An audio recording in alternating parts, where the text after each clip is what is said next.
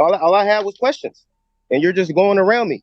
So, Obfuscation Parin, is a I'm going big to thing set now. bail at $10,000, and we're going to end this hearing, Mr. Richard. You can report to jail. You can come in, but we are trying to do this without you having to be in custody, but you are refusing to cooperate. A competency hearing turns into a test of authority and consequence. The court needs one thing before this case can move forward: cooperation with a mental health evaluation. Instead, the defendant challenges process, questions legitimacy, and delays compliance.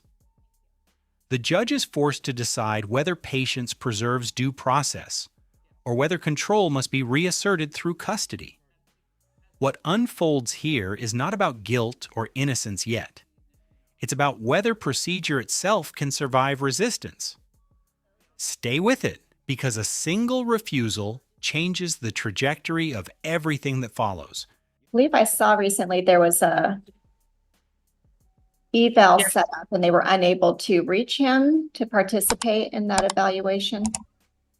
That's my understanding, Your Honor. I saw that as well. I think the last time we were in court, counsel indicated that the meeting had been set up to do the evaluation, and the date was discussed. And it looks like Mr. Richard did not appear for that. And for the record, Sean Parin for Mr. Richard. Yes, unfortunately, that appears to be the case. I'm not sure why Mr. Richard didn't appear at the evaluation. Mr. Richard, we've been waiting for you to talk to one of the doctors, and we've been setting this case over for that to happen. When you were here on April 8th, we discussed that you were scheduled for that appointment on April 24th. So I know that you were aware that they had you calendared. Mr. Richard, why didn't you show up for that appointment? Well, that was an assumption. I wasn't aware of anything. Well, you were at the hearing when we talked about it, so. I don't recall. You participated on Zoom on April 8th, and we discussed that your evaluation was calendared for the 24th of April. Was there anything signed for confirmation? Well, your attorney has been working to get that set up. So. Well, I haven't talked to anybody. Mr. Parin, have you been in contact with Mr. Richard? Looks like my office, we tried to reach him to make sure that he appeared at the evaluation, but we are unsuccessful in reaching him. Do you have proof of that? Yes, I have my colleague's notes that we tried to get a hold of you. And what was the number? I'll tell you in just a moment. So, Mr. Richard, we have the phone number that ends in 1752. I'm talking about the number you supposedly contacted the defendant on. Yeah, you're the defendant, and it's the phone number that ends in 1752. No, that's an assumption and presumption. I'm not nobody's defendant.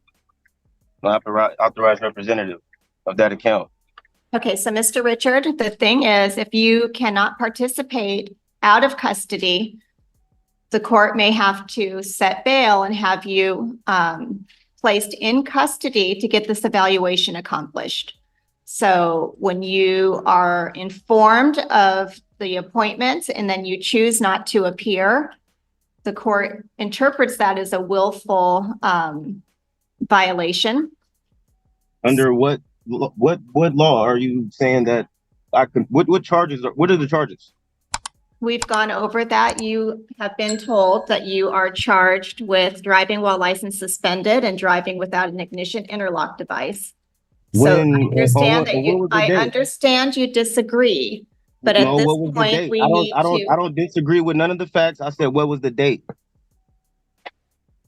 The date of the driving? Is that what you're asking? Well, I don't drive, so I'm trying to figure out the date you have on file.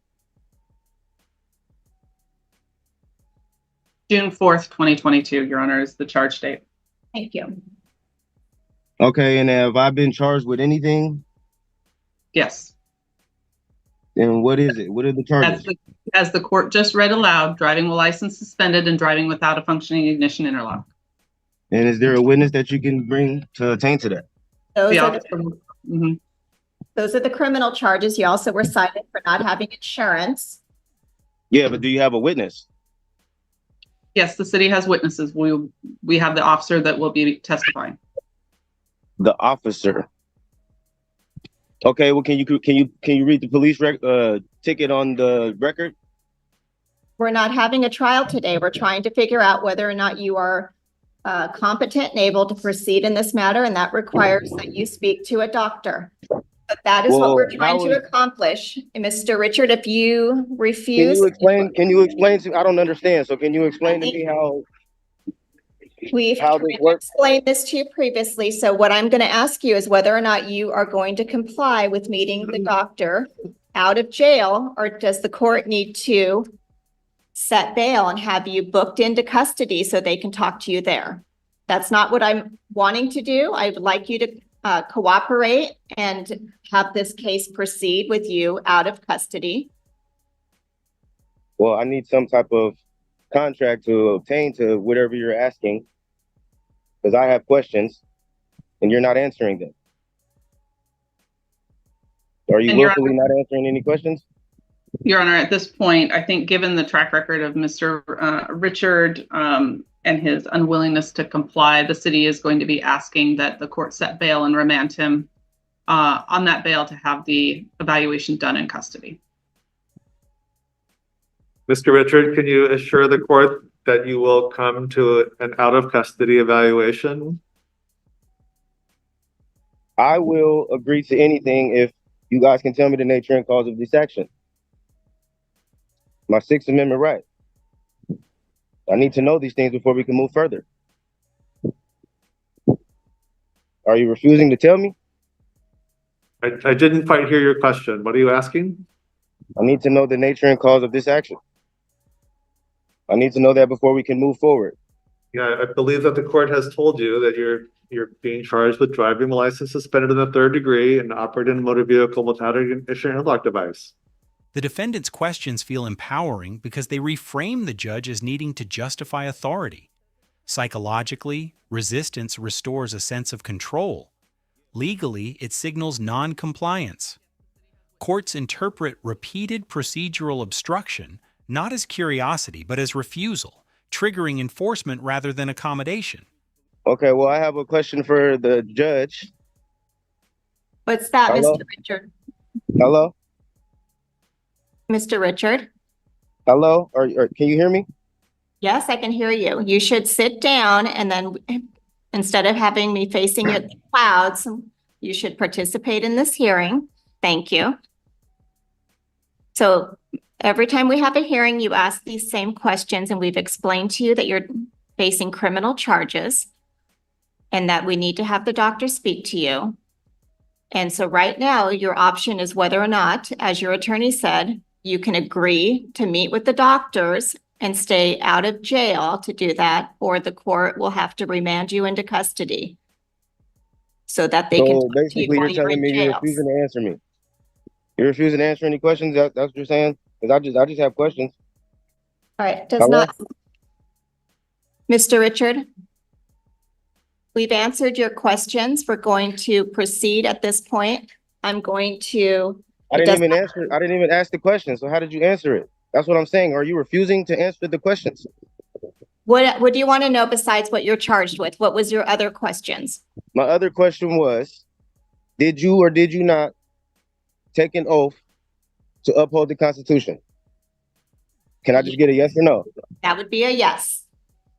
So you're enforcing statutes right now, and so you're totally going against your oath. So I'm trying to figure out what authority do you have to tell me to do anything as a public servant?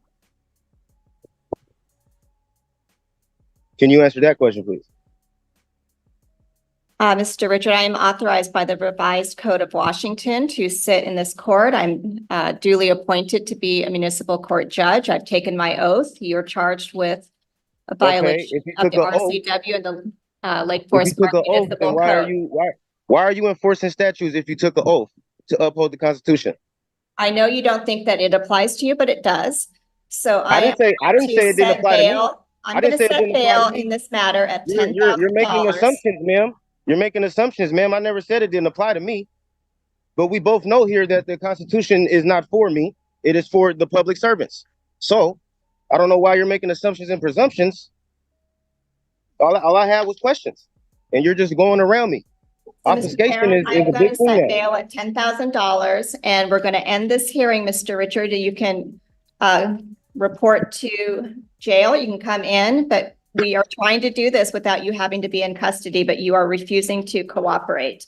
I didn't refuse anything. I was never put on notice, so I didn't refuse anything. Oh, Everything you're doing I know right you now were is put because on you want to notice do at it. our last hearing, so that's on the record. So What's I on the know that record? to be false, Mr. Richard. So that So is the status of this case. everything that I asked you, am I wrong? Is that Yes, what you're saying? yes, you're wrong.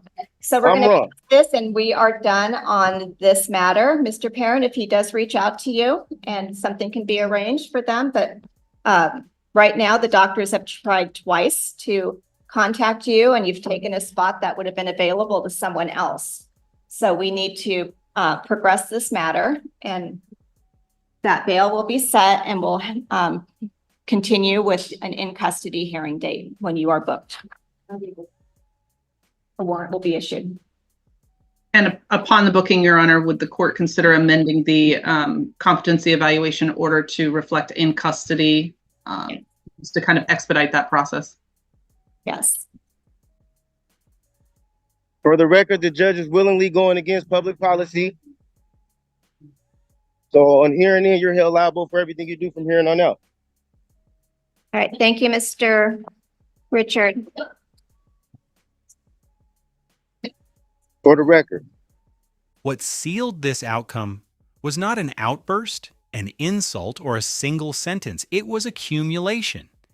Each missed appointment, each deflection, each demand framed as a prerequisite to cooperation quietly built a record of unreliability. Courts operate on process, not philosophical agreement. When a defendant refuses to engage with required steps, the system does not debate ideology, it escalates control. Bail here functions as leverage, not punishment. The judge offered an off-ramp repeatedly. Comply out of custody and retain freedom. The moment that offer was met with conditional acceptance instead of commitment, the court's options narrowed. At that point, protecting the integrity of the process outweighed preserving flexibility for the individual. Competency evaluations exist to safeguard defendants as much as courts. Ironically, resisting that safeguard often convinces judges that more control is necessary, not less. What feels like standing on principle becomes evidence of inability or unwillingness to proceed within the system's rules. Nothing about this ending required speculation. The judge laid out the consequences in advance, step by step. When warnings are clear and ignored, outcomes stop being negotiable. The most consequential decisions in court are often the quiet ones, choosing whether to comply when compliance is still voluntary,